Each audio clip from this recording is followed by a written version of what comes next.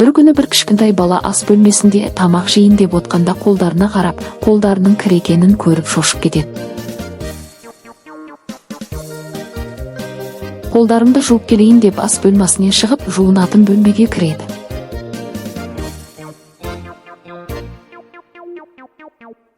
Қолдарын қол жуғышта жуа бастайды.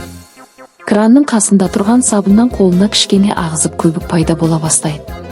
Қолдарын ысқылайды, көбік малая түседі. Алақандарын жуады, саусақтарының орталарын жуады. Қолдарының сыртын сабындайды. Бала қолдарын айналдыра отырып ысқылайды. Сосын кранды ашып, қолдарын таза су ағызып шая бастайды. Бала тап-таза қолдарын көріп қуанады. Сүлгімен қолдарын құрғатып жақсылап, қолдары құрғағанша сүртеді де, сүлгіні орнына ілдіріп қояды. Баланың қолдары тап-таза құрғақ, жылтырап тұр. Бала қуанып қолдарына қарайды. Балақайлар, қолдарыңды жиі жуып тұрыңдар. Тазалық денсаулық кепілі.